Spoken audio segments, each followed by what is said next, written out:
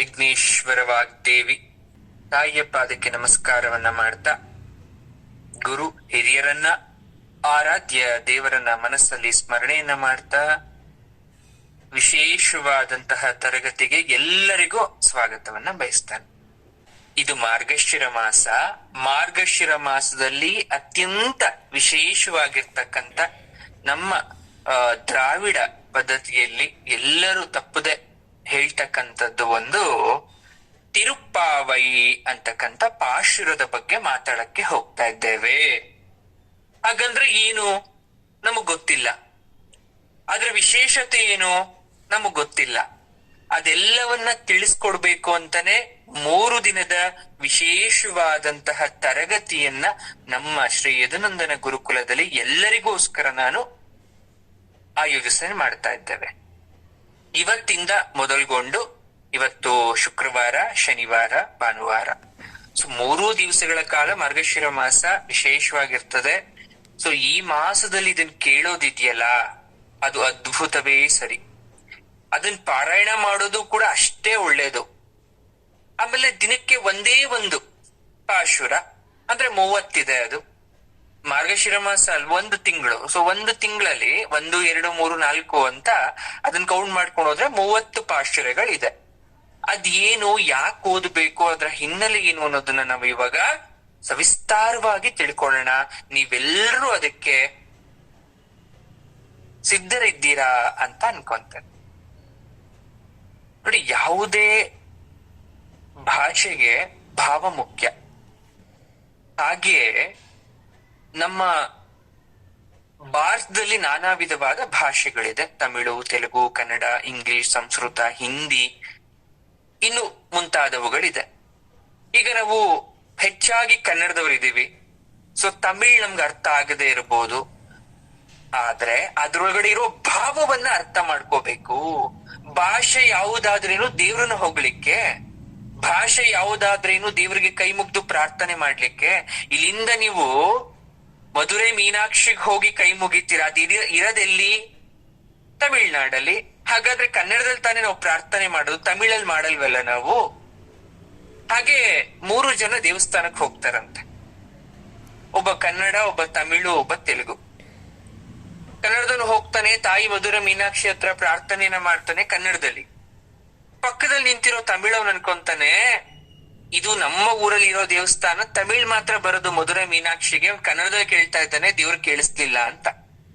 ಆಗ ಪಕ್ಕದಲ್ಲಿ ನಿಂತಿರೋ ತೆಲುಗವನ್ ಅನ್ಕೊಂತಾನಂತೆ, ಕನ್ನಡ ತಮಿಳ್ ಇಬ್ರು ಅಲ್ಲ, ತಾಯಿಗೆ ತೆಲುಗು ಅಂದ್ರೆ ತುಂಬಾ ಇಷ್ಟ, ಅದಕ್ಕೆ ನಾನು ತೆಲುಗಲ್ಲಿ ಪ್ರಾರ್ಥನೆ ಮಾಡ್ತೀನಿ, ಬೇಗ ವರ ಕೊಡ್ತಾಳೆ ಅಂತ.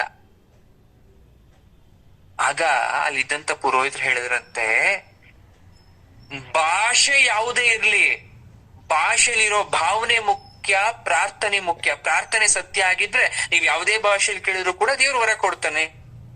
ಹಾಗೇನೆ ಈ ತಿರುಪ್ಪಾವೈ ಅಂತಕ್ಕಂಥದ್ದು ತಮಿಳಲ್ಲಿ ಇರ್ತಕ್ಕಂಥದ್ದು. ಆದ್ರೂ ಅದನ್ನ ನಿತ್ಯ ಸಾವಿರಾರು ಅಲ್ಲ, ಲಕ್ಷಾಂತರ ಅಲ್ಲ, ಕೋಟ್ಯಾಂತರ ಜನ ಅದು ತಪ್ಪದೆ ಮಾರ್ಗಶಿರ ಮಾಸದಲ್ಲಿ ಪಾರಾಯಣವನ್ನ ಮಾಡ್ತಾರೆ. ಗುರುಗಳು ಯಾಕೆ ಮಾಡ್ಬೇಕು, ಅದ್ರ ವಿಶೇಷತೆ ಏನು, ಅದನ್ನೇ ಇವಾಗ ನೋಡಕ್ ಹೋಗ್ತಾ ಇರೋದು. ನೋಡಿ, ಹಿಂದೂ ಪಂಚಾಂಗದಲ್ಲಿ 12 ತಿಂಗಳಿದೆ ಅಲ್ವಾ? ಜನವರಿಯಿಂದ ಡಿಸೆಂಬರ್ ತನಕ 12 ತಿಂಗಳು. ಚಾಂದ್ರಮಾನ, ಸೌರಮಾನ ಅಂತ ಕರಿತೀವಿ. ಚೈತ್ರ ಮಾಸವನ್ನ ವರ್ಷಾರಂಭ ಕಾಲ ಅಂತ ಕರಿತೀವಿ. ಯುಗಾದಿ ಬರ್ಬೇಕು, ಯುಗಾದಿ ಬಂದ್ರೆ ಅಲ್ಲಿಂದ ಹೊಸ ವರ್ಷ ಶುರುವಾಗುತ್ತೆ, ಪಂಚಾಂಗ ಶುರುವಾಗುತ್ತೆ, ಹೊಸ ಒಂದು ಸಂವತ್ಸರ ಶುರುವಾಗುತ್ತೆ. ಹಾಗಾಗಿ ಆದ್ರೆ ಹಿಂದಿನ ಕಾಲದಲ್ಲಿ ನಾವು ಜನವರಿ, ಫೆಬ್ರವರಿ ಅಂತ ಕರೀತಿರ್ಲಿಲ್ಲ. ತಿಂಗಳುಗಳನ್ನ ಬೇರೆ ಹೆಸರಿಂದ ಕರೀತಾ ಇದ್ವಿ.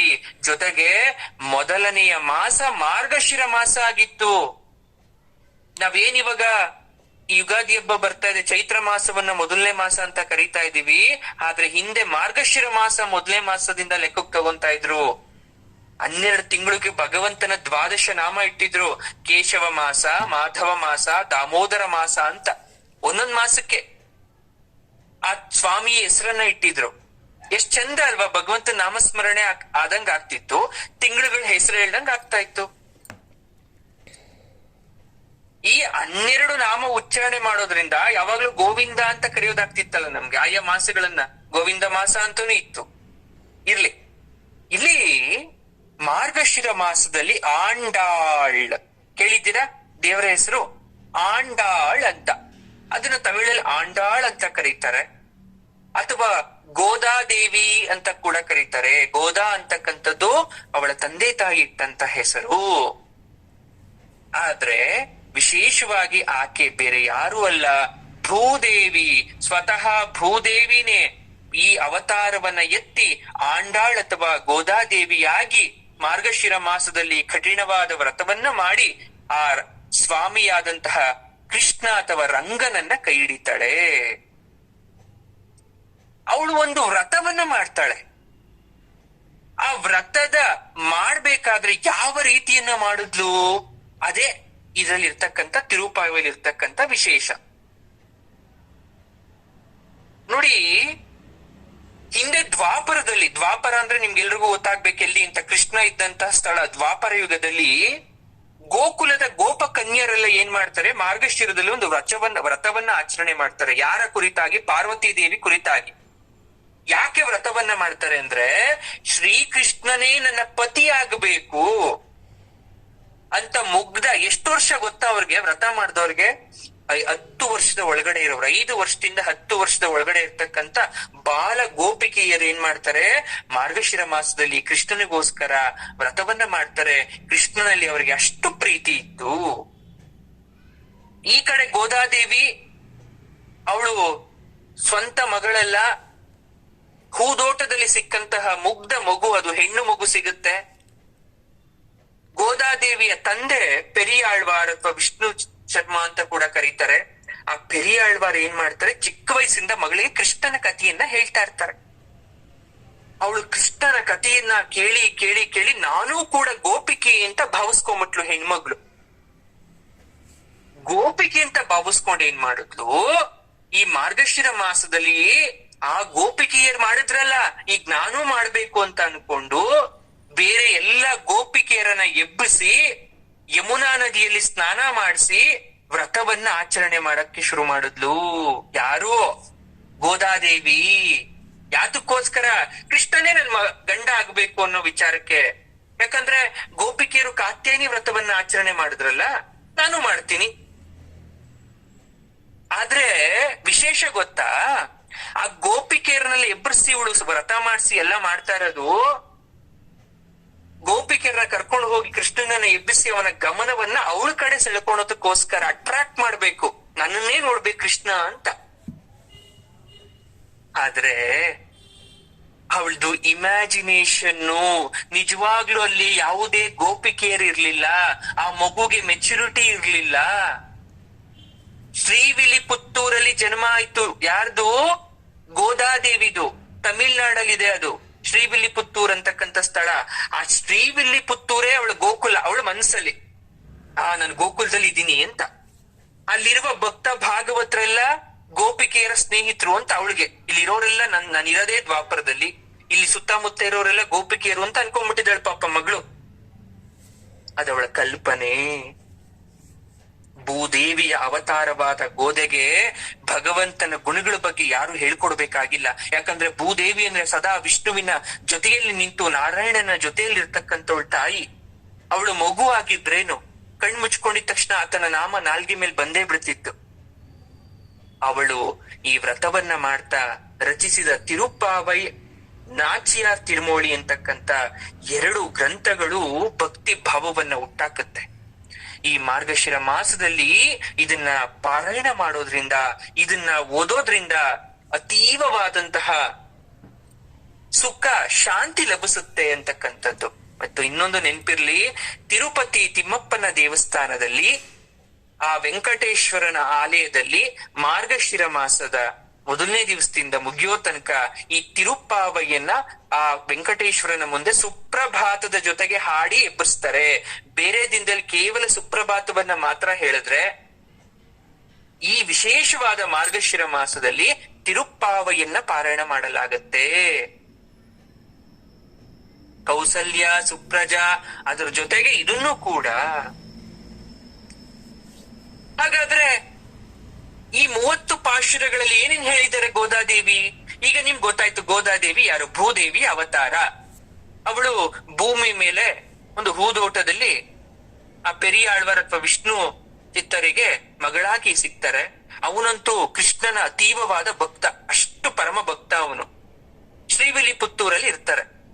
ಆ ದೇವಸ್ಥಾನದ ಪೂಜೆ ಮಾಡ್ತಕ್ಕಂಥದ್ದು ಅವನ ಕಾಯ, ಕೃಷ್ಣನ ಪೂಜೆ ಮಾಡ್ತಾ ಇರ್ತಕ್ಕಂಥದ್ದು. ಹಾಗಾಗಿ ಮಗಳಿಗೆ ಚಿಕ್ಕ ವಯಸ್ಸಿಂದ ಕೃಷ್ಣನ್ ಕತೆ ಹೇಳ್ಕೊಂಡು ಬೆಳೆಸಿದ್ರು. ಈ ಕಡೆ ಮಗುಗ್ ಆಸೆ ಆಗೋಯ್ತು, ಕೃಷ್ಣನೇ ನನ್ ಗಂಡ ಆಗ್ಬೇಕು ಅಂತ. ಆಕೆ ವ್ರತವನ್ನ ಮಾಡ್ತಾ ಇದ್ದಾಳೆ, ಮೊದಲನೇ ದಿನದಿಂದ ಶುರು ಮಾಡ್ತಾಳೆ. ಹಾಗಾದ್ರೆ ಏನ್ ಶುರು ಮಾಡ್ತಾಳೆ, ಹೇಗ್ ಶುರು ಮಾಡ್ತಾಳೆ?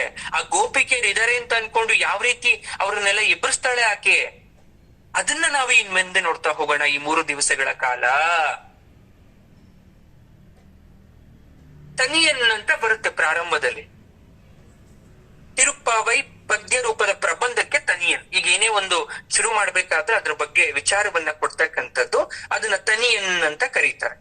ಅಂದ್ರೆ ಈ ರಾಮಾನುಜಾಚಾರ್ಯರ ಪ್ರೀತಿಯ ಶಿಷ್ಯರಾದಂತ ಕೂರತ್ತಾಳ್ವಾರ ಪರಾಶರ ಭಟ್ರು ಇದನ್ನ ರಚನೆ ಮಾಡಿದ್ರು. ಮೊದಲನೇದಾಗಿ ನಮನವನ್ನ ಸಲ್ಲಿಸ್ತಾರೆ ಅವರು ಗೋದಾದೇವಿಗೆ. ಅಮ್ಮ, ಏನು ನೀಳ ತುಂಗಸ್ತನ ಗಿರಿತಟಿ ಸುಪ್ತ ಮುದ್ಬೋಧ್ಯ ಕೃಷ್ಣಂ ಪಾರಾರ್ಥ್ಯಂ ಸ್ವಂ ಶ್ರುತಿ ಶತ ಶಿರಸಿದ್ಧಂ ಅಧ್ಯಾಪಯಂತಿ ಅಂತ ಬರುತ್ತೆ. ಅದನ್ನ ಅವಳ ಬಗ್ಗೆ ಹೇಳ್ತಾ ಹೋಗ್ತಾರೆ. ಅಂದ್ರೆ ಗೋದೆ ಅಥವಾ ಗೋದಾದೇವಿ ಭೂದೇವಿ ಅವತಾರ ಈ 30 ಪದ್ಯಗಳಲ್ಲಿ ಆಕೆ ಎಬ್ಬರಿಸ್ತಾ ಇದ್ದಾಳೆ. ಯಾರನ್ನ? ಪರಮಾತ್ಮನನ್ನ, ಭಗವಂತನನ್ನ ಎಬ್ಬರಿಸ್ತಾ ಇದ್ದಾಳೆ. ಅವಳು ವಿಶೇಷವಾಗಿ ಭಗವಂತನನ್ನ ಎಬ್ಬಿಸ್ತಾ ಇಲ್ಲ, ಜಗತ್ತಿನ ಸಮಸ್ತ ಜೀವಿಗಳ ಬಗ್ಗೆ ವರ್ಣನೆಯನ್ನ ಮಾಡ್ತಾಳೆ, ಅವರ ಅಸ್ತಿತ್ವದ ಬಗ್ಗೆ ಮಾತಾಡ್ತಾಳೆ. ಶ್ರೀಮನ್ನಾರಾಯಣ ಮಲ್ಕೊಂಡಿರ್ತಾನೆ ಶೇಷಶಯನನಾಗಿ. ಅವನ್ ಕೃಪೆ ಯಾರ ಮೇಲಾದ್ರೂ ಬೀಳ್ಬೇಕು ಅಂದ್ರೆ ಅಷ್ಟು ಸುಲಭವಾಗಿ ಬೀಳಲ್ಲ. ಹಾಗಾಗಿ ಈ ತಿರುಪ್ಪಾವೈನ ಮುಖ್ಯ ಉದ್ದೇಶ ಏನು ಅಂತಾರೆ ಪರಾಶರ ಭಟ್ರು ಅಂದ್ರೆ, ಇದನ್ನ ನಾವು ಪಾರಾಯಣ ಮಾಡ್ಲಿ ಹೇಳಿ ಮಲ್ಗಿರ್ತಕ್ಕಂಥ ವಿಷ್ಣು ಕಣ್ಬಿಟ್ಟು ನಮ್ ಕಡೆ ನಿಜವಾಗ್ಲೂ ನೋಡ್ತಾನೆ. ಯಾಕಂದ್ರೆ ಸ್ವತಃ ಭೂದೇವಿನೇ ರಚಿಸಿರ್ತಕ್ಕಂಥ ವಿಶೇಷವಾದ ಪಾಶುರಗಳಿವು ಅಂತ ಹೇಳ್ತಾರೆ. ಈ ನೀಳಾದೇವಿ ಯಾರು? ಯಶೋದೆಯ ಅಣ್ಣನ ಮಗಳು. ಕೃಷ್ಣನಿಗೆ ಯಾರ ತಾನೇ ಕೃಷ್ಣ ಅಂದ್ರೆ ಪ್ರೀತಿ ಇಲ್ಲ ಹೇಳಿ? ಜಗತ್ತಿನ ಸಮಸ್ತರಿಗೂ ಕೃಷ್ಣ ಅಂದ್ರೆ ಒಂದ್ ರೀತಿ ಪ್ರೀತಿ. ಹೆಣ್ಮಕ್ಳಿಗೆ, ಗಂಡ್ಮಕ್ಳಿಗೆ, ಚಿಕ್ಕವ್ರಿಗೆ, ದೊಡ್ಡವ್ರಿಗೆ ಅವನನ್ನ ಇಷ್ಟಪಡದೇವ್ರವ್ರು ಯಾರೂ ಇಲ್ಲ.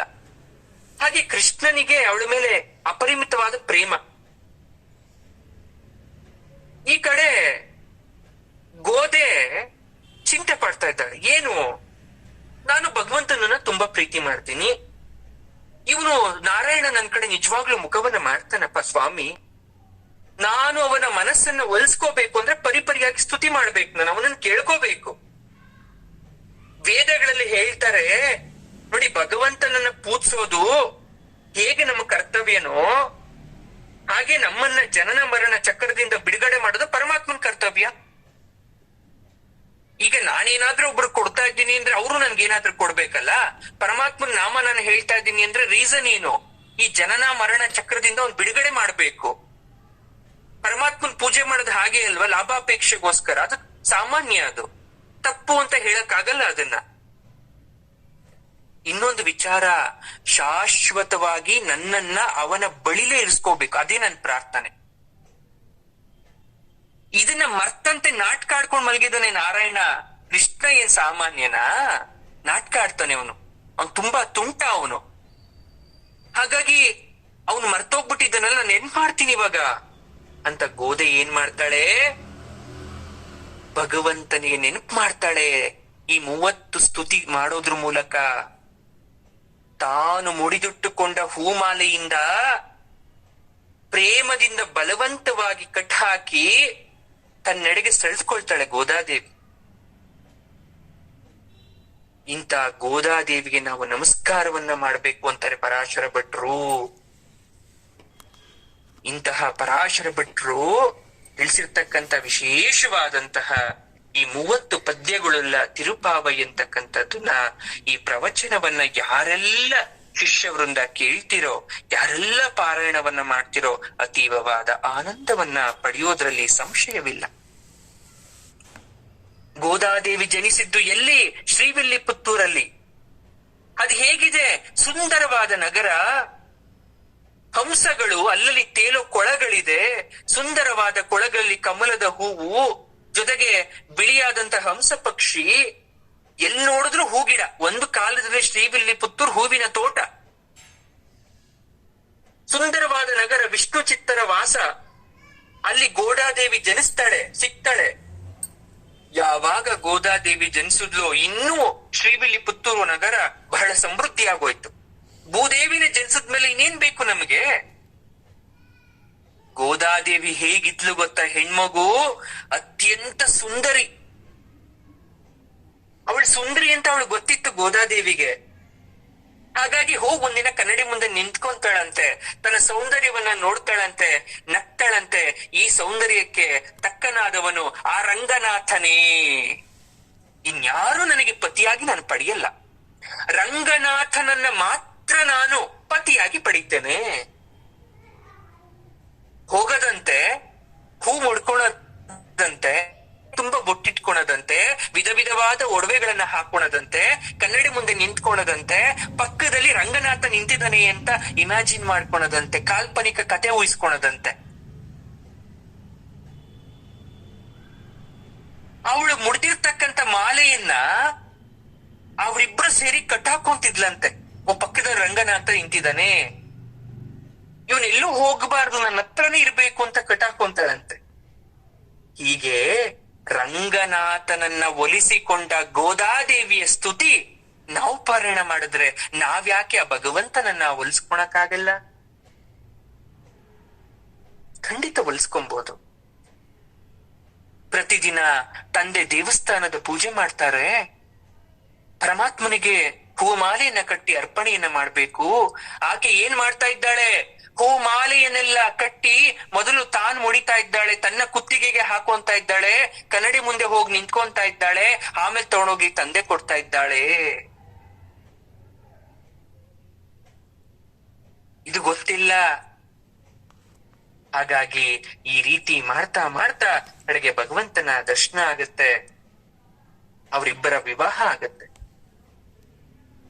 ನೋಡಿ, ಶ್ರೀಮನ್ನಾರಾಯಣನೇ ಪರದೈವ ಅಂತ ವೈಷ್ಣವ ಕುಲ ಭಾವಿಸ್ಬೋದು, ಪರಶಿವನೇ ಪರದೈವ ಅಂತ ಶೈವ ಕುಲ ಭಾವಿಸ್ಬೋದು. ಇಲ್ಲಿ ದೇವತೆಗಳಿಗೆ ಪ್ರಾರ್ಥನೆಯಲ್ಲಿ ಭೇದ ಇಲ್ಲ. ಸೀತಾಪರಣವಾದಾಗ ಶ್ರೀರಾಮಚಂದ್ರ ಶಿವನನ್ನ ಪ್ರಾರ್ಥಿಸ್ತಾನೆ, ಸಂಕಷ್ಟದಲ್ಲಿ ಶಿವ ವಿಷ್ಣುವನ್ನ ಪ್ರಾರ್ಥಿಸ್ತಾನೆ. ದೇವತೆಗಳಿಗೆ ಇಲ್ಲದ ಭೇದ ನಮ್ಮಂತಹ ಮನುಷ್ಯರಿಗೆ ಯಾಕೆ? ಹಾಗಾಗಿ ಎಲ್ಲಾ ದೇವರನ್ನ ಪ್ರೀತಿಸೋಣ. ಈ ತಿರುಪ್ಪಾವೈನ ಇನ್ನು ನೋಡ್ತಾ ಹೋಗೋಣ. ಮೊದಲನೇ ಪಾಶುರ ಶುರು ಮಾಡಿದ್ರೆ, ಮಾರ್ಗಳಿ ತಿಂಗಳ್ ಮದಿ ನಿರೈಂದ ನನ್ನಳ್ಳಾಳ್ ನೀರಾಡ ಪೋದುವೀರ್ ಪೋದುಮಿನೋ ನೇರಿಳಯೀರ್. ಮಾರ್ಗಳಿ ತಿಂಗಳಂತಾನೆ ಶುರು ಮಾಡ್ತಾರೆ ಅವರು. ಮೊದಲನೇ ಪದ ಮಾರ್ಗಳಿ ತಿಂಗಳಂದ್ರೆ ಮಾರ್ಗಶಿರ ಮಾಸದಲ್ಲಿ. ಇದ್ಯಾವ ಮಾಸ? ಮಾರ್ಗಶಿರ ಮಾಸ, ಭಗವಂತನಿಗೆ ಪ್ರಿಯವಾದ ಮಾಸ ಮಾರ್ಗಶಿರ ಮಾಸ. ಈ ಕಾರ್ತಿಕ ಮಾಸದ ಹುಣ್ಣಿಮೆ ಗೊತ್ತಲ್ವಾ ನಿಮ್ಗೆಲ್ರಿಗೂ ಎಷ್ಟು ವಿಶೇಷ ಅಂತ? ಅವತ್ತು ಬರೋ ಚಂದ್ರನ್ನ ದರ್ಶನ ಮಾಡ್ತೇವೆ, ನಮಸ್ಕಾರ ಮಾಡ್ತೇವೆ. ಎಂದೂ ಇಲ್ಲದ ಆ ಚಂದ್ರ ಅವತ್ತು ಪೂರ್ಣ ಪ್ರಕಾಶದಿಂದ ಇಡೀ ಜಗತ್ತಿಗೆ ಸೂರ್ಯನಷ್ಟು ಪ್ರಖರತೆಯನ್ನ ಕೊಡದೇ ಇದ್ರು ಆ ಮಟ್ಟಿಗೆ ಬೆಳಗ್ತಾ ಇರ್ತಾನೆ. ಅದೇ ಮಾರ್ಗಶಿರ ಮಾಸದಲ್ಲೂ ಕೂಡ ಹಾಗೇ ಇರ್ತಾನೆ ಅಂತ ಹೇಳ್ತಾ ಇದ್ದಾರೆ. ನಮ್ ಜ್ಞಾನ ಅಂದ್ರೇನು? ಹಾಗಾದ್ರೆ ಒಂದು ಪ್ರಶ್ನೆ ಬರುತ್ತೆ, ವಾಟ್ ಇಸ್ ನಾಲೆಜ್? ಜ್ಞಾನ ಅಂದ್ರೇನು? ನಮ್ಮ ಬುದ್ಧಿ, ನಮ್ಮ ಮನಸ್ಸು ಪಕ್ವವಾಗಬೇಕು, ಆತ್ಮದಲ್ಲಿ ಜ್ಞಾನದಿಂದ ಪ್ರಕಾಶವಾಗಿ ಬೆಳಗ್ತಾ ಇದ್ರೆ ಅದೇ ಜ್ಞಾನ. ಇದು ಅರ್ಥ ಆಗ ಸ್ವಲ್ಪ ಕಷ್ಟ ಇದೆ ಬಿಡಿ. ಶ್ರೀಮನ್ ನಾರಾಯಣನೇ ಪರದೈವ ಅಂತ ತಿಳುವಳಿಕೆ ಉಂಟಾಯ್ತಿಲ್ಲಿ.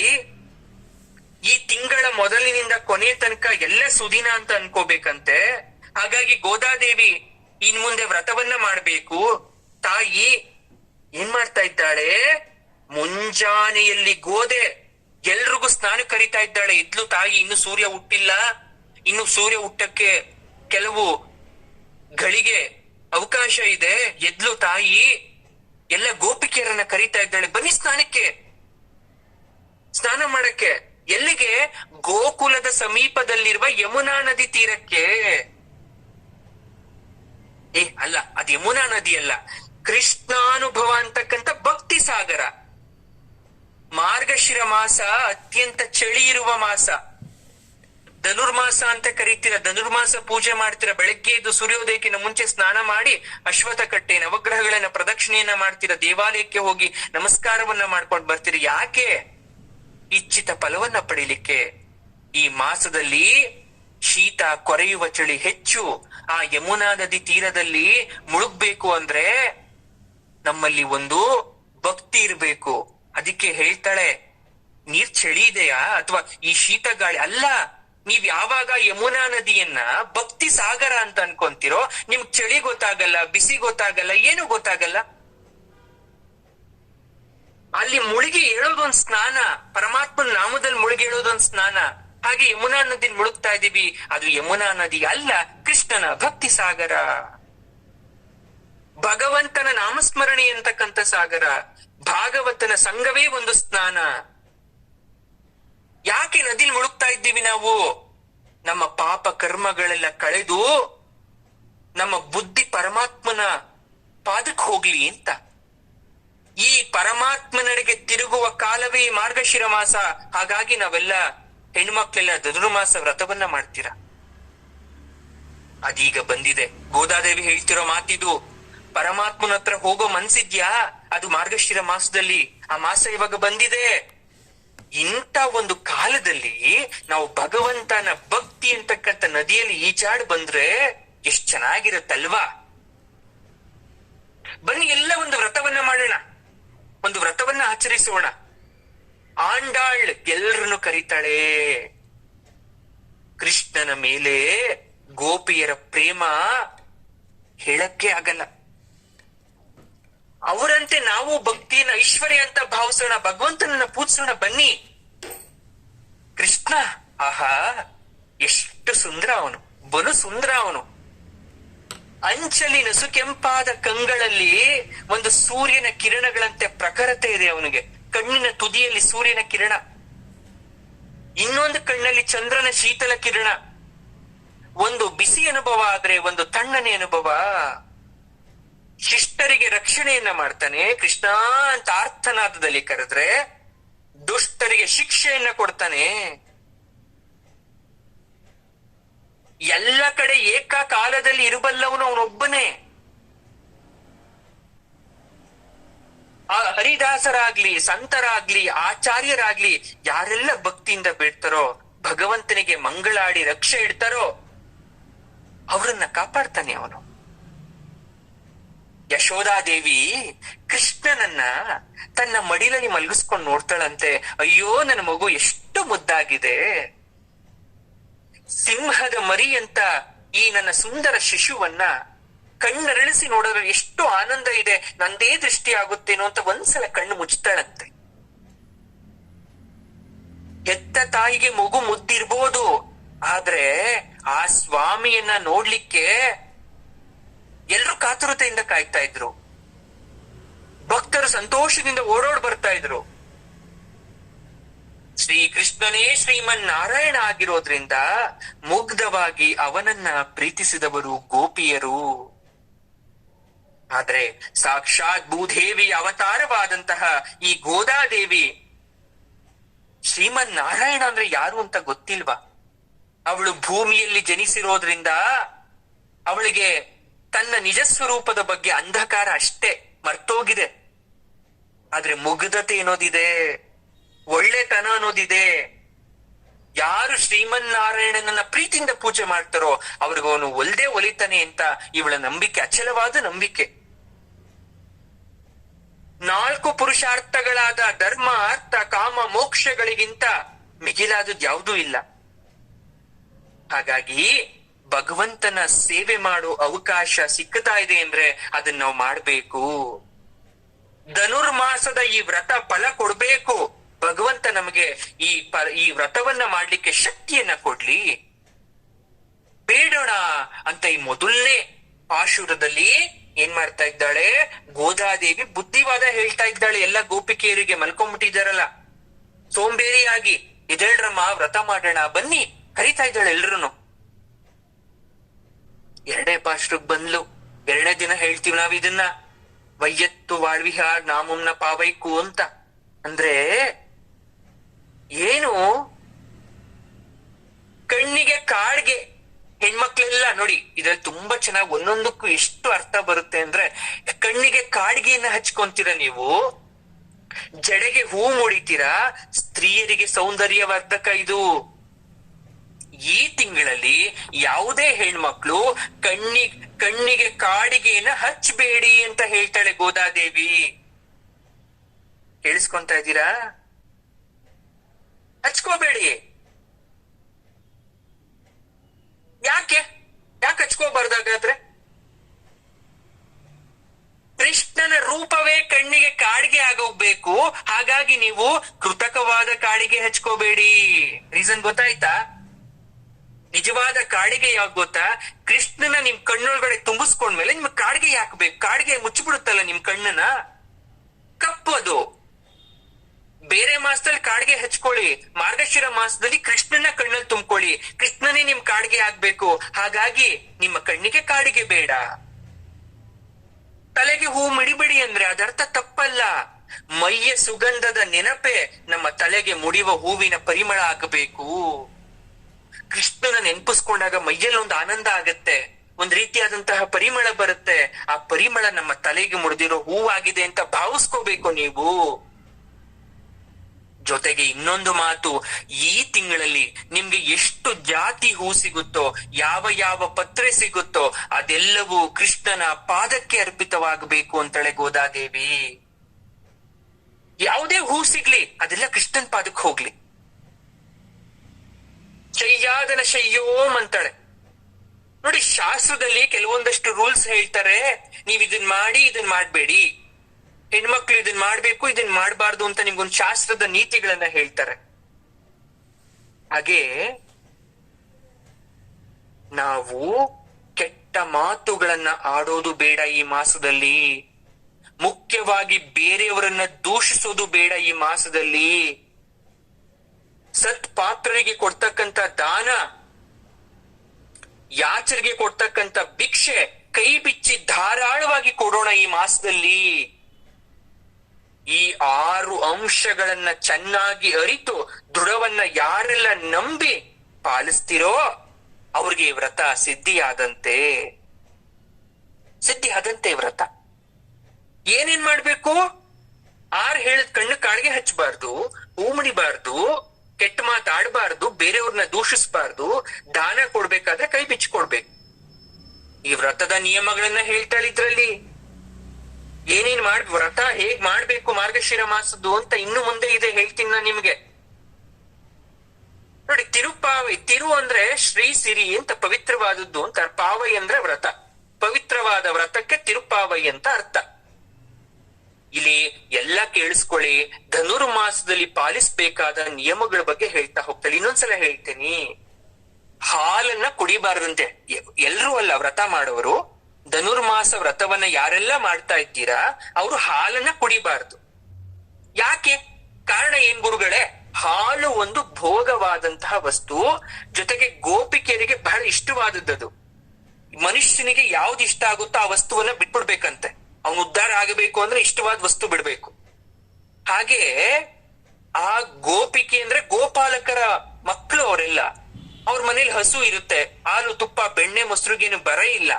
ನೀವು ಪ್ರತಿನಿತ್ಯ ಹಾಲನ್ನು ಸೇವಿಸ್ತೀರ ಬಹಳ ಇಷ್ಟಪಟ್ಟು, ಆದ್ರೆ ಮಾರ್ಗಶಿರ ಮಾಸದಲ್ಲಿ ಕುಡಿಬೇಡಿ ಅದನ್ನ, ಮನಸ್ಸು ಚಂಚಲ ಆಗತ್ತೆ. ಅದು ಭೋಗವಸ್ತು, ಬಿಡಬೇಕು ಅಂತ ಹೇಳಿ ಗೋದಾದೇವಿ. ಸರಿ, ಎರಡನೇದು ಯಾವ್ದು? ತುಪ್ಪ. ಅದು ಕೂಡ ವರ್ಜ್ಯ, ಅದನ್ನು ಮುಟ್ಟಬಾರ್ದು ನೀವು. ಮೂರನೇದು ಕಣ್ಣಿಗೆ ಕಾಡಿಗೆ, ಸೌಂದರ್ಯಕ್ಕೆ ಪ್ರಸಾದನ, ಸುಮಂಗಲಿಯರಿಗೆ ಅರಿಶಿನ ಕುಂಕುಮ ಪ್ರಧಾನ ಅಲಂಕಾರ. ಹಾಗಾಗಿ ಈ ತಿಂಗಳಲ್ಲಿ ನಿಮ್ಮ ಹಣೆ ತುಂಬಾ ಕುಂಕುಮ ಇರ್ಲಿ, ಕೆನ್ನೆ ತುಂಬಾ ಅರಿಶಿನ ಇರ್ಲಿ, ಕೈ ಕಾಲಿಗೆ ಅರಿಶಿನ ಹಚ್ಕೊಳ್ಳಿ. ಮಾರ್ಗಶಿರ ಮಾಸ ಅಂದ್ರೆ ಶೀತ ಹಾಗೂ ಚರ್ಮ ಎಲ್ಲ ಸುಕ್ಕುಗಟ್ಟಿದಂತ ಅನುಭವ ಆಗತ್ತೆ. ಹಾಗಾಗಿ ನೀವು ಯಾವಾಗ ಮೈಗೆಲ್ಲ ಅರಿಶಿಣವನ್ನ ಲೇಪನ ಮಾಡ್ತಿರೋ ಅದು ನಿಮ್ಮ ದೇಹವನ್ನ, ಚರ್ಮವನ್ನ ರಕ್ಷಣೆ ಮಾಡುತ್ತೆ. ಕಾಡಿಗೆ ಹಚ್ಚೋದ್ರಿಂದ ನಿಮ್ಮ ಕಣ್ಣಿಗೆ ಅದು ಒಳ್ಳೇದಲ್ಲ. ಅಲಂಕಾರ ಪ್ರಸಾದನ ಬೇಡ, ಗೋದೆ ಹೇಳದು. ಹೂವು, ಯಾವ ಸ್ತ್ರೀಯರಿಗೆ ಹೂವು ಅಂದ್ರೆ ಇಷ್ಟ ಇಲ್ಲ, ಆದ್ರೆ ಈ ತಿಂಗಳಲ್ಲಿ ಹೂ ಮುಡಿಬೇಡಿ ಅಂತ ಹೇಳ್ತಾ ಇರೋದು. ಆ ಉದ್ದೇಶ ಸಿಗೋ ಒಂದೇ ಒಂದು ಸಣ್ಣ ಹೂ ಆದ್ರೂ ಅದು ಭಗವಂತನ ಪಾದಕ್ಕೆ ಸಮರ್ಪಣೆ ಆಗ್ಲಿ ಅಂತ. ನಿಮ್ಮ ತಲೆಯಲ್ಲಿ ಮುರಿದು ನೀವು ಖುಷಿ ಪಡ್ತಿರೋ, ಭಗವಂತನ ಪಾದಕ್ಕೆ ಸಮರ್ಪಣೆ ಆಗಿರೋದನ್ನ ನೋಡಿ ಖುಷಿ ಪಡ್ತಿರೋ ಹಾಗಾದ್ರೆ ನೀವು? ಹಾಗಾಗಿ ಭಗವಂತನಿಗೆ ಮೀಸಲು ಅಂತ ಕರೀತಾಳೆ ಆ ಅಂಡಾಳ್. ಯಾರ ವಿಷಯದಲ್ಲೂ ಕೆಟ್ಟ ಮಾತನಾಡ್ಬೇಡಿ, ಚಾಡಿ ಹೇಳ್ಬೇಡಿ, ಕೆಟ್ಟ ಪುಸ್ತಕ ಓದ್ಬೇಡಿ, ಪರದೂಷಣೆ ಮಾಡ್ಬೇಡಿ. ಇಷ್ಟೇನಾ? ಇಲ್ಲ, ವ್ರತ ನಿಯಮ ಇನ್ನೂ ಇದೆ. ನಾನ್ ಹೇಳ್ತಾ ಇಲ್ಲಪ್ಪ, ಗೋದಾ ಹೇಳ್ತಾ ಇರೋದು. ಏನಮ್ಮ ಗೋದಾ, ಏನ್ ಹೇಳ್ತಾ ಇದೀಯ ಗೋದಾ? ಏನಂದ್ರೆ ನಸುಕಿನಲ್ಲೇ ಎದ್ದು ಸ್ನಾನ ಮಾಡ್ಬೇಕು. ಧನುರ್ಮಾಸ ವ್ರತ ಮಾಡೋರು ಕೇಳಿಸ್ಕೊಳ್ಳಿ, ನಸುಕಿನಲ್ಲಿ ಎದ್ದೇಳ್ಬೇಕು. ನಸುಕು ಅಂದ್ರೆ ಏನು? ಸೂರ್ಯೋದಯದ 2 ಅಥವಾ ಹೆಚ್ಚಿನ ಗಟ್ಟಿಗೆ ಮೊದಲು 4 ಗಂಟೆ ಸಮಯ. ಚಳಿ ಎದ್ದೇಳಕ್ಕಾಗಲ್ಲ, ಅದು ಪರೀಕ್ಷೆ ಮಾಡೋದು. ಈ ಮಾಸನೇ ಹಾಗೆ ಮನುಷ್ಯನನ್ನ ಪರೀಕ್ಷೆ ಮಾಡುತ್ತೆ. 4 ಗಂಟೆ ಮೇಲೆ ಎದ್ದೇಳ್ಬೇಕು. ಎದ್ದು ನಸುಕಿನಲ್ಲಿ ಎದ್ದು ಸ್ನಾನ ಮಾಡ್ಬೇಕು. ಕ್ಷೀರ ಸಮುದ್ರದಲ್ಲಿ ಮಲಗಿರುವ ಶ್ರೀಮನ್ ನಾರಾಯಣನನ್ನ ಪೂಜಿಸ್ಬೇಕು. ಅದಕ್ಕೆ ಮೊದಲ ಪದ್ಯದಲ್ಲಿ ಆಂಡಾಳ್ ಪ್ರಾರ್ಥಿಸ್ತಾಳೆ, ಶ್ರೀ ವೈಕುಂಠದಲ್ಲಿರುವ ಪರವಾಸುದೇವನೇ ಅಂತ ಪ್ರಾರ್ಥಿಸ್ತಾಳೆ. ಯಾಕೆ ಪ್ರಾರ್ಥಿಸ್ತಾಳೆ ಗೋದಾದೇವಿ ಅಂದ್ರೆ, ವೈಕುಂಠದಿಂದ ಕೆಳಗಿಳಿದು ಬಂದು ಕ್ಷೀರಸಾಗರದಲ್ಲಿ ಮಲಗಿರ್ತಕ್ಕಂಥ ಅನಿರುದ್ಧ ಮೂರ್ತಿ ಆಗಿರ್ತಕ್ಕಂಥ ಭಗವಂತ ನಮ್ಮ ಪೂಜೆಯನ್ನ ಸ್ವೀಕರಿಸ್ತಾಡ್ದ ನೀನು. ಮೂರನೇದು, ಈ ಮಾಸದಲ್ಲಿ ಅತಿಥಿಗಳಿಗೆ, ದೇವತಾ ಮನುಷ್ಯರಿಗೆ, ಗುರುಗಳಿಗೆ ಸತ್ಕಾರವನ್ನ ಮಾಡಬೇಕು. 4ನೇದು, ಹಸಿದು ಬಂದವರಿಗೆ ಅನ್ನವನ್ನ ಹಾಕಬೇಕು. 5ನೇದು, ದಾನ ಧರ್ಮವನ್ನ ಕೈ ಚಾಚಿ ಮಾಡಬೇಕು. ಜಿಪುಣತನ ಇರಬಾರ್ದು. ಕೊನೆಯದಾಗಿ ನಮ್ಮನ್ನೇ ನಾವು ದೇವರಿಗೆ ಅರ್ಪಿಸಿಕೊಳ್ಬೇಕು. ಇದನ್ನ ಶರಣಾಗತಿ ಅಂತ ಕರಿತೀವಿ, ಅಥವಾ ಷಡ್ವಿಧ ಶರಣಾಗತಿ ಅಂತ ಕರೀತಾರೆ. ಷಡ್ವಿಧ ಅಂದ್ರೆ 6 ರೀತಿಯಾದಂತಹ ಅಂಗಗಳನ್ನ ನಾವು ದೇವರಿಗೆ ಶರಣಾಗತಿ ಮಾಡೋದು. ಮೊದಲನೇ ಪದ್ಯದಲ್ಲಿ ನಿನ್ನ ಸೇವೆಯನ್ನೇ ನನಗೆ ವರವಾಗಿ ಕೊಡುವಂತ ದೇವರ ಹತ್ರ ಕೇಳ್ದಾಗೆ, ಈ ಜಗತ್ತು ಅಂತಕ್ಕಂಥದ್ರಲ್ಲಿ ನಾನೊಬ್ಬ ಹುಲು ಮಾನವ, ನನ್ನ ದೇಹ ಬಿಟ್ರೆ ನನ್ನ ಹತ್ರ ಬೇರೆ ಯಾವ್ದು ವಸ್ತು ನಂದಲ್ಲೆಲ್ಲ ಪರಮಾತ್ಮ ಕೊಟ್ಟಿದ್ದು. ದೇಹನೂ ಪರಮಾತ್ಮನೇ ಕೊಟ್ಟಿದ್ದು, ಬಟ್ ನಾನಿರೋ ತನಕ ಇದು ನನ್ ಸ್ವತ್ತು. ಹಾಗಾಗಿ ಈ ದೇಹವನ್ನೇ ಸಮರ್ಪಣೆ ಮಾಡ್ಕೊಂಡ್ರೆ, ದೇವರ ಸೇವೆಗೆ ತೊಡಗಿಸ್ಕೊಂಡ್ಬಿಟ್ರೆ ಒಳ್ಳೇದಲ್ವಾ ಅಂತೇಳಿ ಆಂಡಾಳ್ ದೇವಿ. ಹಾಗಾಗಿ ಈ ದೇಹ ಭೋಗಕ್ಕೆ ಒಗ್ಗ್ಬಿಟ್ರೆ, ಹಾಲು ತುಪ್ಪ ಎಲ್ಲ ಚೆನ್ನಾಗಿ ಹಾಕೊಂಡ್ ತಿನ್ಬಿಟ್ರೆ ಭೋಗಕ್ಕೆ ಒದ್ದು ಬಿಡುತ್ತೆ ನನ್ನ ದೇಹ. ಅವನ್ನೆಲ್ಲ ಬಿಟ್ಟು ಈ ಮಾಸದಲ್ಲಿ ಸರಳವಾಗಿ ಬದುಕಿದಾಗ ಮಾತ್ರ ಮನಸ್ಸು ದೇವರೆಡೆಗೆ ತಿರುಗುತ್ತೆ. ಹಿತಮಿತವಾಗಿ ದೇಹವನ್ನ ಪೋಷಣೆ ಮಾಡಬೇಕು. ಸೈಂಟಿಫಿಕ್ ರೀಸನ್ ಕೂಡ ನೋಡಿ, ಚಳಿಗಾಲದಲ್ಲಿ ಅತಿ ಹೆಚ್ಚಾಗಿ ತಿಂದಂತ ಆಹಾರ ಜೀರ್ಣ ಆಗೋದಿಲ್ಲ. ಆಹಾರವನ್ನ ಕಡಿಮೆ ತಿನ್ಬೇಕು, ಬೇಸಿಗೆಯಲ್ಲಿ ಆಹಾರವನ್ನ ಹೆಚ್ಚಿಗೆ ತಿನ್ಬೇಕು. ಯಾಕಂದ್ರೆ ಚಳಿಗಾಲದಲ್ಲಿ ದೇಹದ ಅಂಗಾಂಗಗಳೆಲ್ಲ ನಿಧಾನವಾಗಿ ಪ್ರಕ್ರಿಯೆ ಮಾಡೋದ್ರಿಂದ. ಜೊತೆಗೆ ಭಗವಂತನನ್ನ ಸಮರ್ಪಿಸಿಕೊಂಡು ಧ್ಯಾನದಲ್ಲಿ ತೊಡಗಬೇಕು. ಮಾರ್ಗಶಿರ ಮಾಸ 1 ತಿಂಗಳಿರುತ್ತೆ, 1 ತಿಂಗಳು ಮಾಡ್ತೀವಿ. ಆದ್ರೆ ಗೋದಾ ಹೇಳ್ತಾಳೆ, ನಿಜವಾಗ್ಲೂ ನೀವು ಇದನ್ನ ಯಾವಾಗ್ಲೂ ಫಾಲೋ ಮಾಡಿದ್ರೆ ಭಗವಂತನ ಬಳಿ ನೇರವಾಗಿ ಹೋಗಕ್ಕೆ ಡೈರೆಕ್ಟ್ ಪಾಸ್ ಎಂಟ್ರಿ ತಗೊಂಡ್ಬಿಡ್ತೀರ. VIP pass entry. ನೀವು ಡೈರೆಕ್ಟ್ ಬಿಟ್ಬಿಡ್ತಾರೆ ಬಾಗಿಲು ನಿಮ್ಮನ್ನ. ಎಷ್ಟ್ ಚೆನ್ನಾಗಿದೆ ಅಲ್ವಾ? ಬೆನ್ನು ಬಗ್ಗಿ ಹೋಗ್ಬೇಕಂತೆ ಪ್ರವೇಶ ಮಾಡ್ಬೇಕು ಅಂದ್ರೆ, ಬೆನ್ನನ್ನ ಬಗ್ಗಿಸ್ ಹೋಗ್ಬೇಕಂತೆ. ಯಾಕೆ ಬೆನ್ನನ್ನ ಬಗ್ಗಿಸ್ ಹೋಗ್ಬೇಕು ಅಂದ್ರೆ, ಮನುಷ್ಯನ್ ಪಾಪ ಪುಣ್ಯ ಕರ್ಮಾಚಾರ ಲೆಕ್ಕ ಇದೆಯಲ್ಲ, ನಾವ್ ಎಷ್ಟು ಕರ್ಮ, 2 ಮಡಕೆ, 1 ಪಾಪ ಇದೆ, 1 ಪುಣ್ಯ ಇದೆ. ಅದ್ ನನಗ್ ಗೊತ್ತಿಲ್ಲ ಎಷ್ಟ್ ಮಾಡಿದೀನೋ, ನಿಮ್ಗೂ ಗೊತ್ತಿಲ್ಲ ಎಷ್ಟ್ ಮಾಡಿದಿರೋ. ನೀವ್ ಎಷ್ಟು ಪಾಪ ಮಾಡಿರ್ತೀರೋ ಅಷ್ಟು ಬಾಗ್ಲು ಚಿಕ್ಕದು, ಅಷ್ಟು ಬಗ್ಗು ಹೋಗ್ಬೇಕು. ನೀವೆಷ್ಟು ಪುಣ್ಯ ಮಾಡಿದಿರೋ ಬಾಗ್ಲು ಅಷ್ಟು ದೊಡ್ಡದು, ಆರಾಮಾಗಿ ಹೋಗ್ಬೋದು ತಲೆ ಎತ್ಕೊಂಡು. ಬಗ್ಗು ಹೋಗ್ಬೇಕಾದ್ರೆ ನೆನ್ಪಿರ್ಲಿ, ಪಾಪದ ಮೂಟೆ ನಿಮ್ಮನ್ನ ಪ್ರಪಾತಕ್ಕೆ ತಳ್ಳುತ್ತೆ ಅಂತ. ಹಾಗಾಗಿ ಈ 6 ಮೆಟ್ಟಿಲುಗಳ ಶರಣಾಗತಿಯನ್ನ ಅನುಸರಿಸಿದ್ರೆ ಭಗವಂತನ ಕೃಪೆ ಖಂಡಿತ ಅಂತ ಹೇಳ್ತಾರೆ. ಸರಿ, ಇನ್ನು ಸ್ವಲ್ಪ 6 ಅಂಗಗಳ ಬಗ್ಗೆ ಹೇಳ್ತಾನೆ ಎಂದು. ಏನದು ಕರೆಕ್ಟ್ ಕೇಳಿಸ್ಕೊಳ್ಳಿ. ಮೊದಲನೇದು, ಭಗವಂತನಿಗೂ ಆಚಾರ್ಯರಿಗೂ ಹಿತವಾಗುವಂತೆ ನಡ್ಕೋಬೇಕು, ಯಾವತ್ತು ವಿರೋಧವಾಗಿ ನಡಿಬಾರ್ದು. ಗುರುಗಳ ಪಾದದಲ್ಲಿ ದೇವರನ್ನ ಕಾಣಬೇಕು, ಭಯ ಪಡಬಾರ್ದು. ಏನೇ ಬಂದ್ರು ಭಯ ಪಡಬಾರ್ದು. ನನ್ಗೆ ಯಾರು ರಕ್ಷಕರಿಲ್ಲ, ನನ್ಗೆ ಯಾರು ನನ್ ನೋಡ್ತಾ ಇಲ್ಲ, ಜಗತ್ತಲ್ಲಿ ನನ್ ಒಂಟಿ ಅಂತ ಅನ್ಕೋಬಾರ್ದು. ದೇವರನ್ನ ದೀನ ದಾತ ಅಂತ ಅನ್ಕೋಬೇಕು. ನನ್ನನ್ನು ಅವ್ನು ನೋಡ್ತಾ ಇದ್ದ, ನನ್ನ ಜೊತೆ ಅವ್ನು ಇದಾನೆ ಅಂತ ಅನ್ಕೋಬೇಕು. ಈ ರೀತಿಯಾಗಿ ಮಾರ್ಗಶಿರ ಮಾಸ ಅಥವಾ ಧನುರ್ಮಾಸ ವ್ರತವನ್ನ ಆಚರಿಸಿದಾಗ ಮಾತ್ರ ವ್ರತ ಪೂರ್ತಿ ಆಗತ್ತೆ. ಮತ್ತೆ ಮುಂದೆ ಹೇಳ್ತಾರೆ 3ನೇ ಪಾರ್ಶ್ವದಲ್ಲಿ ಮುಂದುವರೆದು ಗೋದಾದೇವಿ ಏನ್ ಹೇಳ್ತಾ ಇದ್ದಾಳೆ, ವಾಮನನ ಬಗ್ಗೆ ಹೇಳ್ತಾಳೆ ತಾಯಿ. ಇಲ್ಲಿ ವಿಶೇಷವಾಗಿ ನೋಡಿ, ವಾಮನ ದಶಾವತಾರದಲ್ಲಿ ವಾಮನನ ಬಗ್ಗೆ ಹೇಳ್ತಾಳೆ. ಯಾಕೆ ವಾಮನನನ್ನ ಯಾಕೆ ನೆನಪು ಮಾಡ್ಕೊಂಡ್ಲು ತಾಯಿ ಅಂದ್ರೆ, ಇದು ಒಂದು ವಿಶೇಷವಾದ ವಿಲಕ್ಷಣವಾದ ಅವತಾರ. ಒಮ್ಮೆ ಪರಮಾತ್ಮ ಏನ್ ಮಾಡ್ತಾನೆ, ವಾಮನ ರೂಪಿಯಾಗಿ ಭೂಮಿಗೆ ಇಳಿದು ಬರ್ತಾನೆ. ತನ್ನ ತಾಯಿ ತಂದೆಯರಾದಂತಹ ಅದಿತಿ ಕಶ್ಯಪರನ್ನ ಸ್ವಲ್ಪ ಮಟ್ಟಿಗೆ ತೃಪ್ತಿಪಡಿಸ್ತಾನೆ. ಲೋಕ ಕಲ್ಯಾಣಕ್ಕಾಗಿ ಬಲಿ ಅವನು ಮಾಡ್ತಾ ಇರ್ತಾನೆ. ಅವನ ಗರ್ವಭಂಗವನ್ನ ಮಾಡ್ಬೇಕು ಅಂತ ಅನ್ಕೊಂತಾನೆ. ಯಾರಿಗೂ ಕೂಡ ನಂಬಕ್ ಆಗದೆ ಇರುವಂತ ಅವತಾರ ಅದು. ಇಮ್ಯಾಜಿನ್ ಮಾಡ್ಕೊಳ್ಳಿ, ಒಂದು ಆಯುಧವನ್ನ ತೆಗಿಲಿಲ್ಲ ಹೊರಗಡೆ, ಒಂದು ರೀತಿಯಾದಂತ ಆಕ್ರೋಶ ಇಲ್ಲ ವಾಮನ ಅವತಾರದಲ್ಲಿ. ಯಾರೇ ಒಬ್ಬರ ಪ್ರಾಣ ಹೋಗ್ಲಿಲ್ಲ. ಅದೆಲ್ಲ ಯಾವುದೂ ಇಲ್ಲದೆ ಕೇವಲ ಸಾತ್ವಿಕ ರೂಪದಿಂದ ಅವನು ವಿಜಯವನ್ನ ಸಾಧಿಸ್ತಾನೆ. ವಾಮನ ರೂಪಕ್ಕೆ ಒಂದು ಅರ್ಥವನ್ನ ನೀಡ್ತಾನೆ ಅಂದ್ರೆ ಅದು ಎಷ್ಟು ವಿಶೇಷವಾದಂತಹ ಒಂದು ಅವತಾರ ಇರಬೇಕು. ಕೃಷ್ಣಾವತಾರ, ರಾಮಾವತಾರ, ನರಸಿಂಹಾವತಾರ, ಯಾವುದೇ ಅವತಾರದಲ್ಲೂ ಕೂಡ ಅವನು ಕೆಲವು ಮಟ್ಟಿಗೆ ಹೋರಾಟವನ್ನ ಮಾಡ್ಬೇಕಾಯ್ತು. ಆದ್ರೆ ವಾಮನ ರೂಪದಲ್ಲಿ ಅಲ್ಲ. ಆ ರೂಪ ಅಂದ್ರೆ ಇಷ್ಟ ಅಂತೆ, ಭೂದೇವಿ ಗೋದಾದೇವಿಗೆ ಇಷ್ಟ ಅಂತೆ. ದೇವರಲ್ಲಿ ಪ್ರೀತಿ, ಗೌರವ, ಅಚ್ಚರಿ, ನಂಬಿಕೆ ಎಲ್ಲ ಇರಬೇಕು ಮನುಷ್ಯರಿಗೆ. ಅಬ್ಬಾ ದೇವರ ಆಶ್ಚರ್ಯ ಆಗ್ಬೇಕು, ಅಬ್ಬಾ ದೇವರ ಕರುಣೆ ಬರಬೇಕು. ನೋಡಿ, ದೇವರಿಗೆ ಮನುಷ್ಯರ ಮೇಲೆ ಕರುಣೆ ಬರೋದು ಸಾಮಾನ್ಯ. ನಮಗ್ ದೇವ್ರ ಮೇಲೆ ಕರುಣೆ ಬರ್ಬೇಕಂತೆ. ಹೇಗೆ? ದಿನ ಅಭಿಷೇಕ ಮಾಡ್ತಾ ಇದೀನಿ, ನೆಗಡಿ ಆಗ್ಬಿಟ್ರೆ, ದಿನ ಇಷ್ಟೊಂದು ಮಾತಾಡ್ತಾ ಇದ್ದೀನಿ, ಪಾಪ ಪರಮಾತ್ಮ ತಲೆನೋವು ಬಂದ್ಬಿಟ್ರೆ. ಇದನ್ನ ಹಾಸ್ಯಕ್ಕೆ ಬಳಸ್ತಾರೆ ಕೆಲವೊಬ್ರು. ಆದ್ರೆ ಅದನ್ನ ಅನುಭವಿಸಿ ನೋಡಿ ನೀವು. ಕರುಣೆ, ದೇವ್ರ ಮೇಲೆ ಕರುಣೆ ಬರ್ಲಿ ಮನುಷ್ಯರಿಗೆ. ಅದು ದೇವರಿಗೆ ಮನುಷ್ಯರಿಗೆ ಇರ್ತಕ್ಕಂಥ ಸಂಬಂಧ, bonding. It should be different. ಮೊದಲೆರಡು ಪದ್ಯಗಳಲ್ಲಿ ಭಗವಂತನ ಕೊಂಡಾಡಿದ್ರೆ, ಈಗ ಭೂಮಿಗಿಳಿದು ಅವತರಿಸಿದ ವಾಮನನ ಬಗ್ಗೆ ಕೊಂಡಾಡ್ತಾ ಇದ್ದಾರೆ. ತ್ರಿವಿಕ್ರಮ ಅಂತ ಕೂಡ ಕರಿತೀವಿ. ನೋಡಿ, ಕಳೆದು ಹೋಗಿರ್ತಕ್ಕಂಥ ಪದವಿಯನ್ನು ಇಂದ್ರನು ಕೊಡಿಸ್ಬೇಕು. ವಿಷ್ಣುವಿಗೆ ದಾನವಿತ್ತ ಹಿರಿಮೆ ಕೊಂಡಾಡಬೇಕಿತ್ತು.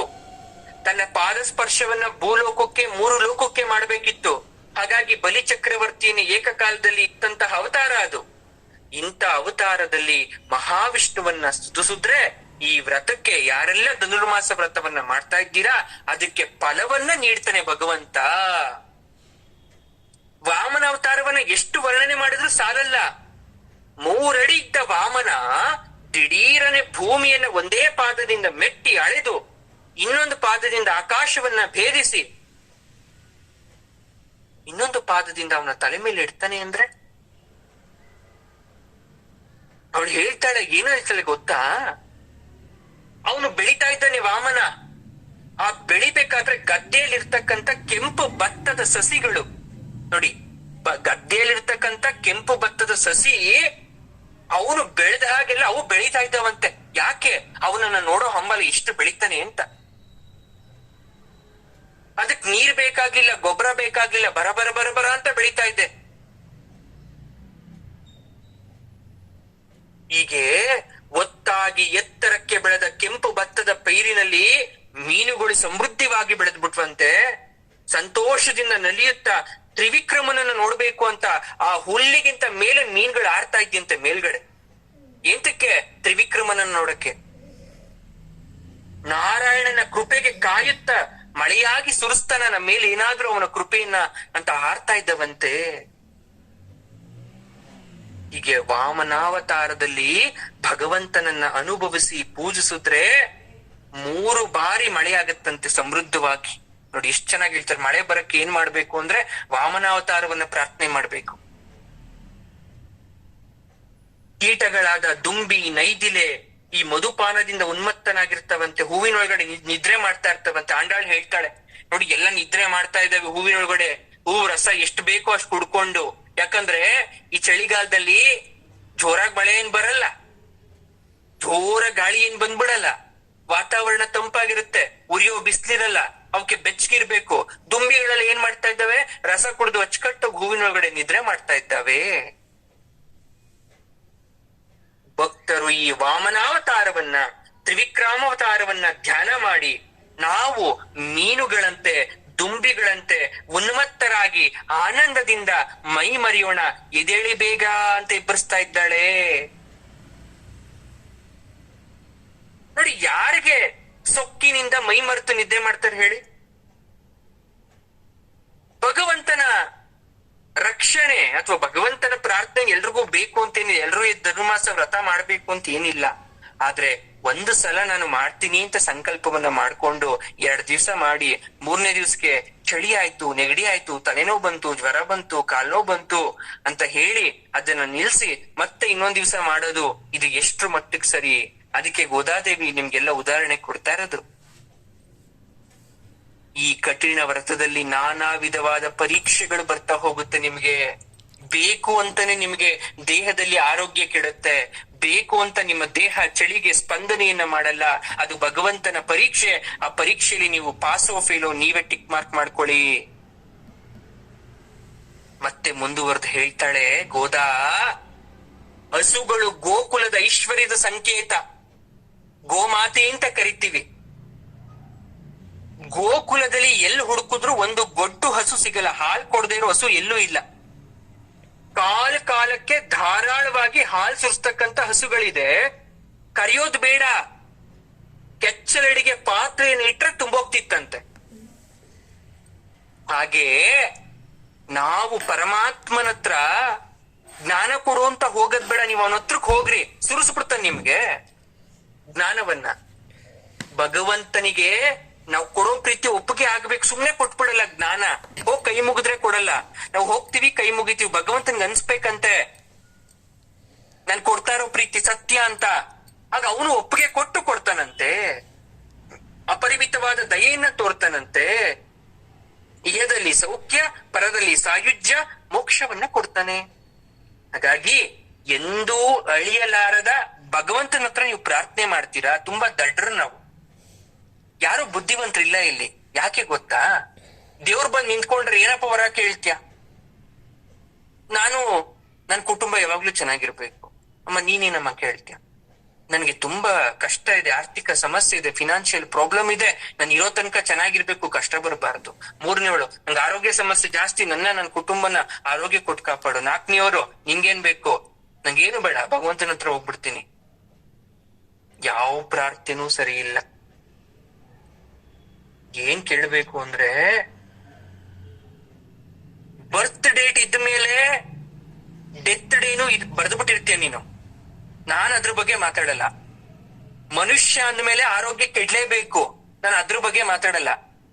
ನನಗೂ ಕಣ್ಣಿದೆ, ಕೈ ಇದೆ, ಕಾಲಿದೆ, ರಕ್ತ ಇದೆ, ಕೀವು, ಮೂಳೆ ಎಲ್ಲ ಇದೆಲ್ಲ ಇದ್ದ ಮೇಲೆ ಬರ್ಲೇಬೇಕು. ಅದ್ರ ಆರೋಗ್ಯದ ಬಗ್ಗೆ ನಾನು ಮಾತಾಡಲ್ಲ. ಫಿನಾನ್ಷಿಯಲ್ ಪ್ರಾಬ್ಲಮ್ ಅದಿದ್ದೇ ಇರುತ್ತೆ ಮನುಷ್ಯನ್ಗೆ, ಅದಿದ್ರೆ ಅಲ್ವಾ ಚಿಂತೆ. ಅದ್ರ ಬಗ್ಗೆನೂ ನಾನು ಮಾತಾಡಲ್ಲ. ನಾನು ನಿನ್ನ ಹತ್ರಕ್ ಬರ್ಲಿ, ಅದು ನನಗ್ ಬೇಕಾಗಿಲ್ಲ. ಏನ್ ಕೊಡ್ತೀಯ ಗೊತ್ತಾ? ಎಂದೂ ಅಳಿಯಲಾರದ ಐಶ್ವರ್ಯವಾದ ಭಕ್ತಿಯನ್ನ ಕೊಡು ನೀನು. ಅದ್ ಹೆಂಗಿರ್ಬೇಕು ಅಂದ್ರೆ ಕಾಲಿನೇ ಆಗಬಾರ್ದದು. ನನ್ ಭಕ್ತಿ ನೋಡಿ ನೋಡಿ ನೋಡಿ ನಿನಗ್ ಬೇಜಾರಾಗ್ಬಿಡ್ಬೇಕು. ದೇವ್ರೆ, ಎಷ್ಟು ಭಕ್ತಿ ಇವನಿಗೆ, ಎಷ್ಟು ಬೇಡ್ತಾನೆ, ಎಷ್ಟು ಇದ್ ಮಾಡ್ತಾನೆ. ಇವಂಗ್ ಯಾವ್ದು ಚಿಂತೆನೆ ಇಲ್ವಲ್ಲ, ಬೇರೆ ಏನು ಕೇಳದೇ ಇಲ್ವಲ್ಲ. ಆ ಮಟ್ಟಕ್ಕೆ ನೀನ್ ಭಕ್ತಿ ಕೊಟ್ಟಿ ಅಂದ್ರೆ, ನಾನು ಹುಡ್ತಾಗಿಂದ ಮತ್ತೆ ನೀನ್ ಕರ್ಕೊಳೋ ತನಕ ನಾನು ಈ ಪಾಪ ಕರ್ಮಗಳಲ್ಲಿ ತೊಡಗೋಕೆ ಆಲೋಚನೆ ಬರಲ್ಲ, ಅಲ್ಲಿ ಜಾಗ ಇರಲ್ಲ. ಯಾಕಂದ್ರೆ ಎಲ್ಲಾ ಕಡೆ ಭಕ್ತಿನೇ ಆವರಿಸಿತ್ತಲ್ಲ ಅಲ್ವಾ? ಚೆನ್ನಾಗಿ ಹೇಳ್ತಾಳೆ. ಆಮೇಲೆ ಮುಂದೆ ಹೇಳ್ತಾಳೆ, 4ನೇ ಪಾಶುರದಲ್ಲಿ ತಾಯಿ ಆಂಡಾಳ್ ದೇವಿ ವರುಣನ್ ಬಗ್ಗೆ ಮಾತಾಡ್ತಾಳೀಗ. ವರುಣ ದೇವ ಪರ್ಜನ್ಯ. ಮಳೆಗೆ ದೇವತೆಯಾದ ವರುಣನನ್ನ ಪ್ರಾರ್ಥನೆ ಮಾಡ್ತಾ ಇದ್ದಾಳೆ. ಯಾಕೆ? ಕೃಷ್ಣನ ಪ್ರಾರ್ಥನೆ ಮಾಡೋದ್ರಲ್ಲಿ ಅರ್ಥ ಇದೆ. ವರುಣನ್ನ ಯಾಕೆ ಪ್ರಾರ್ಥನೆ ಮಾಡ್ತೀಯಪ್ಪ? ಗೋಕುಲದಲ್ಲಿ ಮಳೆ ಆಗಬೇಕು, ಅದಕ್ಕೆ ವರುಣನ ಪ್ರಾರ್ಥನೆ ಮಾಡ್ತಾ ಇದ್ದೀನಿ. ಇವಾಗ ಹೇಗ್ ಸುರಿಬೇಕು ಅವಳೇ ಹೇಳ್ತಾಳೆ. ಹೇಗ್ ಮಳೆ ಬರ್ಬೇಕು ಅನ್ನೋದು ಎಕ್ಸ್ಪ್ಲನೇಷನ್ ಕೊಡ್ತಾಳೆ ತಾಯಿ. 3 ಬಾರಿ ಮಳೆ ಸುರಿಯುತ್ತೆ ತ್ರಿವಿಕ್ರಮನನ್ನ ವಾಮನನ್ನ ನೆನ್ಸ್ಕೊಂಡ್ರೆ ಅಂತ ಹಿಂದಿನದ್ರಲ್ಲಿ ಹೇಳಿದ್ಲು. ಇಲ್ಲಿ ಏನ್ ಹೇಳ್ತಾ ಇದ್ದಾಳೆ ಅಂದ್ರೆ, ಮಹಾವಿಷ್ಣುವಿನ ನಲ್ಲಿ ಮಾಡಿದ ಪ್ರಾರ್ಥನೆಯನ್ನ ಅವನ ಕಿಂಕರನಾದಂತ ವರುಣ ಪ್ರಾರ್ಥನೆ ಫುಲ್ ಮಾಡ್ಲಿ. ಈಗ ನನ್ಗೆ ಮಳೆ ಬೇಕು ಅಂದ್ರೆ ವರುಣನ್ನೇ ಪ್ರಾರ್ಥನೆ ಮಾಡ್ಬೇಕು ಅಂತ ಏನಿಲ್ಲ. ಮಹಾವಿಷ್ಣುವನ, ಸ್ವಾಮಿ ಪರಮಾತ್ಮ ನಾರಾಯಣ ಕೃಷ್ಣ ಮಳೆ ಬರ್ಸಪ್ಪ, ಆ ವಾಯ್ಸು ಯಾರ್ ಕೇಳಿಸ್ಕೋಬೇಕು? ವರುಣ ಗೊತ್ತಾಗಬೇಕು. ಕೃಷ್ಣನ ಕಪ್ಪು ಬಣ್ಣ ಗೋದಾದೇವಿಗೆ ತುಂಬಾ ಇಷ್ಟ. ನಾವು ಯೂಶಲಿ ತುಂಬಾ ಕಪ್ಪಗಿದ್ರೆ ಇಷ್ಟ ಪಡಲ್ಲ. ಅಯ್ಯೋ ಕಪ್ಪಗಿದ್ರೆ ಬೇಡ ಅಂತೀವಿ. ಹುಡ್ಗ ನೋಡಕ್ ಬೆಳ್ಳಗಿರ್ಬೇಕು ಅಂತೀವಿ, ಹುಡುಗಿ ನೋಡಕ್ ಬೆಳ್ಳಗಿರ್ಬೇಕು ಅಂತೀವಿ. ಆದ್ರೆ ಗೋದಾದೇವಿ ಚಂದ್ರ ಅಂತ ಪಳ ಪಳ ಪಳ ಪಳ ಅಂತ ಹೊಡೆಯೋ ಹೆಣ್ಣು. ಕೃಷ್ಣ ಕಪ್ಪಾಗಿರೋದಕ್ಕೆ ತುಂಬಾ ಇಷ್ಟ ಅವಳಿಗೆ. ಯಾವಾಗ್ಲೂ ಸದಾ ಕೃಷ್ಣ ಧ್ಯಾನ. ಎಲ್ ನೋಡಿದ್ರು ಕೃಷ್ಣ ಕಾಣಿಸ್ತಾನೆ, ಯಾವ್ದ್ ಮುಟ್ಟಿದ್ರು ಕೃಷ್ಣ ಕಾಣಿಸ್ತಾನೆ. ಸಮುದ್ರ ನೋಡಿದ್ರೆ ಕಪ್ಪಾಗಿ ಕಾಣಿಸ್ತಾ ಇದೆ ಅವಳಿಗೆ. ಕೃಷ್ಣನ ನೀಲವರ್ಣ ನೆನಪಾಗತ್ತೆ. ಆಕಾಶದ ಕಪ್ಪು ನೋಡಿದ ತಕ್ಷಣ ಅದೇ ನೀಲ ಮೇಘದಂತೆ ಕೃಷ್ಣ ಕಾಣ್ತಾನೆ. ಮೋಡ ಗುಡುಗ್ದಾಗ ಕೃಷ್ಣ ಪಾಂಚಜನ್ಯ ಓದ್ಬಿಟ್ನೇನು ಅಂತ ಮನೆಯಿಂದ ಓಡೋಡ್ ಹೊರಗಡೆ ಬರ್ತಾ ಇದ್ದಾಳೆ. ಕಪ್ಪು ಆ ಮೋಡದ ನಡುವೆ ಒಂದು ಮಿಂಚ್ ಬಂದಾಗ ಕೃಷ್ಣ ಸುದರ್ಶನ ಚಕ್ರ ಏನಾದ್ರೂ ಹಿಡ್ಕೊಂಡ್ ಬಂದ್ಬಿಟ್ನ, ಆ ಸುದರ್ಶನ ಚಕ್ರದ ಹೊಳಪು ಏನಾದ್ರೂ ಕಾಣಿಸ್ಬಿಡ್ತಾ ಅಂತ ಬರ್ತಾಳೆ. ಒಂದು ಸಂದೇಹ ಬಂತಿಲ್ಲ ನನಗೆ. ನೋಡಿ, ಕೃಷ್ಣ ಇರ್ತಕ್ಕಂಥ ಗೋಕುಲದಲ್ಲಿ ಮಳೆ ಕೊರತೆನಾ? ಇದು ನಂಬೋ ವಿಷಯನ? ಮತ್ ಗೋದಾದೇವಿ ಪಾಪ ಯಾಕೆ ವರುಣನ ಪ್ರಾರ್ಥನೆ ಮಾಡ್ತಾ ಇದ್ದಾಳೆ? ವರುಣ ಮಳೆಗೆ ಅಧಿಪತಿ ಆಗಿರೋದ್ರಿಂದ ಅನ್ನೋ ನೆಪಕ್ಕೆ ಅವನನ್ನು ಕರೆದ್ರು ಕೂಡ ಆಂಡಾಳ್ ದೇವಿ ನಿಜವಾಗಿ ಕರೀತಾ ಇರೋದು ಆ ವರುಣನಿಗೆ ಒಡೆಯನಾಗಿರ್ತಕ್ಕಂಥ ಮಹಾವಿಷ್ಣುವನ್ನ. ವರುಣ ಸಮುದ್ರದ ಉಪ್ಪು ನೀರನ್ನ ಕುಡಿತಾನೆ, ಆವಿಯಾಗಿ ಮೋಡವಾಗಿಸ್ತಾನೆ. ಆ ಮೋಡದಲ್ಲಿ ಗೋದೆ ಕಾಣ್ತಾ ಇರೋದು ವರುಣನಲ್ಲ, ಕೃಷ್ಣನನ್ನ. ಆ ಮೋಡ ಮಿಂಚು ಗುಡುಗು ಸಿಡಿದು ಧಾರಾಕಾರವಾಗಿ ಮಳೆ ಸುರಿದಾಗ್ಲೂ ಕೂಡ ಅವಳು ಕಾಣ್ತಾ ಇರೋದು ಕೃಷ್ಣ ಕೃಷ್ಣ ಕೃಷ್ಣ. ಕೃಷ್ಣ ವರ್ಷ ಸುರಿಸ್ತಾ, ಕೃಷ್ಣ ಕಾಣಿಸ್ತಾ, ಕೃಷ್ಣ ಬಂದ. ಎಂತಹ ಭಕ್ತಿ ಅವಳದ್ದು. ಅವಳು ಕರೆದಿದ್ದು ಆಳಿ ಮಳೆ ಕಣ್ಣ ಅಂತ ಹೇಳ್ತಾಳೆ. ಆಳಿ ಮಳೆ ಕಣ್ಣ ನೋಡಿ, ಕಣ್ಣ. ಹಿಂದೆ ಗೋಕುಲದಲ್ಲಿ ಮಳೆಗಾಗಿ ಗೋಪ ಗೋಪಿಯರು ಇಂದ್ರ ಪೂಜೆ ಮಾಡ್ತಾ ಇರ್ತಾರೆ ಅವರು. ಇದೆಲ್ರಿಗೂ ನಿಮ್ಗೆ ಗೊತ್ತಿದೆ. ಕೃಷ್ಣ ಹೇಳ್ತಾನೆ, ಮಳೆ ಬೇಕು ಅಂದಿದ ತಕ್ಷಣ ಇಂದ್ರನ ಯಾಕೆ ಪೂಜೆ ಮಾಡ್ತೀರಾ? ಪರಮಾತ್ಮನನ್ನ ನೇರವಾಗ್ಬೇಡಿ, ಯಾಕಂದ್ರೆ ಅವ್ರನ್ನೆಲ್ಲ ಕಂಟ್ರೋಲ್ ಮಾಡೋದು ಭಗವಂತ ಅಲ್ವಾ. ನಿಲ್ಲಿಸ್ಬಿಡ್ರಿ ಎಲ್ಲ ಪೂಜೆ ಮಾಡೋದು. ಇಂದ್ರನು ಕೋಪ ಬಂದ್ಬಿಡ್ತು, ವರುಣದೇವನ್ ಕಳಿಸ್ತಾನೆ, ಧಾರಾಕಾರವಾಗಿ ಮಳೆ ಸುರಿಸ್ತಾ.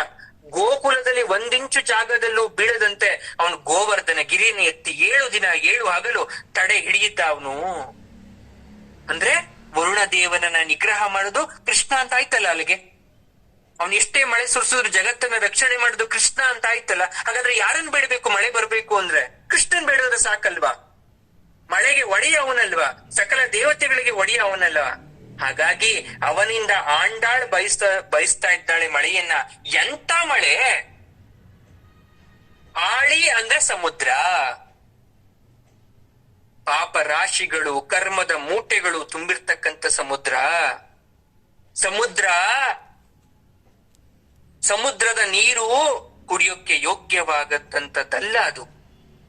ಹಾಗೆ ನಾವು ಅಜ್ಞಾನದಲ್ಲಿದ್ದೀವಿ. ನಮ್ಮ ಅಜ್ಞಾನ ಅಂತಕ್ಕಂಥ ಸಮುದ್ರ ಉಪ್ಪಿಂದ ತುಂಬಿದೆ, ಇದನ್ನ ಕುಡಿಯಕ್ಕೆ ಯೋಗ್ಯ ಅಲ್ಲ. ಕೃಷ್ಣನಿಗೆ ನಾವೇನಾದ್ರೂ ಈ ನಮ್ಮ ಅಜ್ಞಾನದ ಒಂದು ಭಕ್ತಿಯನ್ನ ನಾವೇನಾದ್ರೂ ಕೊಡಕ್ ಹೋದ್ರೆ ಕೃಷ್ಣ ನೀರನ್ನ ಮುಟ್ಟಲ್ಲ, ಜಲವನ್ನ ಸ್ವೀಕರಿಸಲ್ಲ. ಕಾರಣ ಅದು ಉಪ್ಪಾಗಿದೆ. ಇಂತಹ ಒಂದು ಸಮುದ್ರದಲ್ಲಿ ಭಗವಾನ್ ಶ್ರೀ ಕೃಷ್ಣ ಪ್ರವೇಶ ಮಾಡ್ಬೇಕು, ಅದನ್ನೆಲ್ಲ ಕುಡಿಬೇಕು, ಅದನ್ನ ಮೋಡವಾಗಿಸ್ಬೇಕು, ಅದ್ರಲ್ಲಿ ಕೋಲ್ಮಿಂಚ್ ಹರಿಸ್ಬೇಕು, ನಮ್ಗೆ ಜ್ಞಾನದ ಬೆಳಕನ್ನ ನೀಡಬೇಕು. ಮೋಡದಂತೆ ಗುಡುಗುವ ಅವನ ಗಂಭೀರ ಧ್ವನಿ ಅಬ್ಬರದಲ್ಲಿ ನಾವ್ ಆಡ್ತಕ್ಕಂಥ ಅಪಶಬ್ದಗಳು ಕೆಟ್ಟ ಶಬ್ದ ಅಡಗು ಹೋಗ್ಬೇಕು. ಶ್ರೀಕೃಷ್ಣ ನಮ್ಮನ್ನ ಶುದ್ಧ ಮಾಡ್ಬೇಕು. ಉಪ್ಪು ನೀರಿನಂತ ನಮ್ಮ ದೇಹವನ್ನ ನಮ್ಮ ಕರ್ಮವನ್ನ ಅವನು ಅಮೃತದಂತೆ ಪರಿವರ್ತಿಸ್ಬೇಕು ಅಂತ ಆಂಡಾಳ್ ಪ್ರಾರ್ಥಿಸ್ತಾ ಇರೋದಿಲ್ಲಿ. ಅರ್ಥ ಆಯ್ತಾ? ನಮ್ದೆಲ್ಲ ಉಪ್ಪು ನೀರಲ್ವಾ? ನಮ್ ಭಕ್ತಿ ಉಪ್ಪಿಂದ ತುಂಬಿದ್ಯಾ? ತುಂಬಿದೆ. ಅದನ್ನ ಯಾರು ಮತ್ ಪರಿಹಾರ ಮಾಡ್ಬೇಕು? ಈಗ ನಾವು ಯಾವ್ದೋ ಯಮುನಾ ನದಿಗೆ ಹೋಗಿ ಮುಳುಗೆದ್ದಿದ ತಕ್ಷಣ ನಮ್ಮಲ್ಲಿರೋ ಉಪ್ಪೆಲ್ಲ ಯಮುನಾ ನದಿಲಿ ಕರ್ಗೋಗ್ಬಿಡಲ್ಲ. ಯಮುನಾ ನದಿ ಸಿಹಿಯಾಗಿ ಇರುತ್ತೆ. ಅದಕ್ಕೂ ಕೃಷ್ಣನೇ ಪ್ರಾರ್ಥನೆ ಮಾಡ್ಬೇಕು.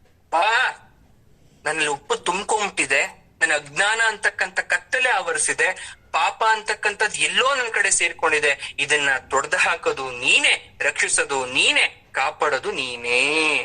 ನೀನ್ ಏನ್ ಮಾಡ್ತೀವಿ ನನಗ್ ಗೊತ್ತಿಲ್ಲ, ಕಾಪಾಡಪ್ಪ ಹೇಳ್ತಾರೆ. ಮತ್ತೆ ಇನ್ನೊಂದು ಅವತಾರದ ಬಗ್ಗೆ ಮಾತಾಡ್ತಾ ಹೋಗ್ತಾಳೆ ಪ್ರತಿಯೊಂದು ಇದ್ರಲ್ಲೂ ಕೂಡ. ಇಂತಹ ವಿಶೇಷವಾದ ತಿರು ಪ್ಲಸ್ ಪಾವೈ ಸಾಕಷ್ಟು ಸಾಕಷ್ಟು ವಿಚಾರವನ್ನ ನೀಡ್ತಕ್ಕಂಥದ್ದು. ಅದರಲ್ಲೂ ನಮ್ಮಂತಹ ಜನಸಾಮಾನ್ಯರಿಗೆ ಅದರ ಒಳಾರ್ಥವನ್ನ ತಿಳ್ಕೊಳೋದು ಬಹುಮುಖ್ಯ. ಆ ಅಂಡಾಳ್ ತಾಯಿಗೆ ಎಷ್ಟು ನಮಸ್ಕಾರವನ್ನ ಮಾಡಿದ್ರೂ ಸಾಲಲ್ಲ. ಅಂತಹ ಭೂದೇವಿನೇ ಆ ವಿಷ್ಣು ಲೋಕದಿಂದ ಭೂಮಿಗೆ ಬಂದು ನಮ್ಗೆಲ್ರಿಗೂ ಕೊಟ್ಟಿರ್ತಕ್ಕಂಥ ವಿಶೇಷವಾದಂತಹ ಸ್ತೋತ್ರ ಅದು. ಅದನ್ನ ಹೇಳಕ್ಕೆ 3 ದಿವಸ ಅಲ್ಲ, 3 ತಿಂಗಳುಗಳು ಬೇಕಾಗತ್ತೆ.